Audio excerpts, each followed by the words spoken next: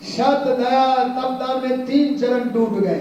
तीन चरण टूटने का तात्पर्य क्या होगा, क्या रूपक है, इसको आज बढ़िया समझा जा सकता है। अभी प्रतिशत का जमाना है, 100 को प्रतिशत बोलते हैं, कोई 10 पाया, कोई 20 पाया, कोई 50, कोई 75। जानिए किसी काल में सत्य धरती पर 100% था, दया 100% था, तपस्या की वृत्ति 100% था, और दान करने की मानव की प्रवृत्ति भी 100% था। अब तीन चरण टूट गए, माने 4 आना, 4 आना, 4 आना और 4 आना, 4 चरण हो गए।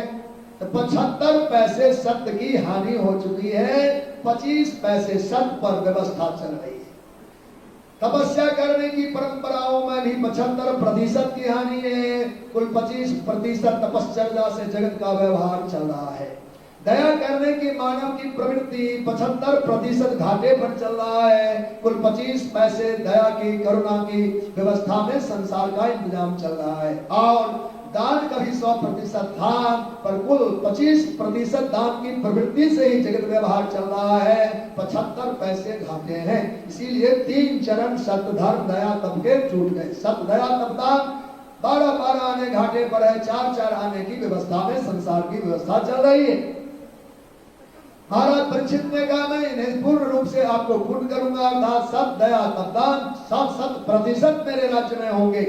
उनको सुनने करके बाद में कलयुग से कहा तुम हमारे राज्य में आकर के ना निरीह जीवों को दुख दिया, मैं तुम्हारा वध करूंगा। वध का नाम सुनते उसने मुकुट उतारे, चरणों में रखा और प्रणाम कर लिया।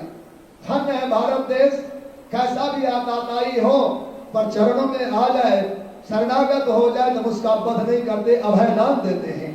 महाराज परीक्षित ने कहा चूंकि चरणों में झुक गया है इसलिए मृत्यु दंड तो नहीं दूंगा, पर अपने राज्य में रहने भी नहीं दूंगा।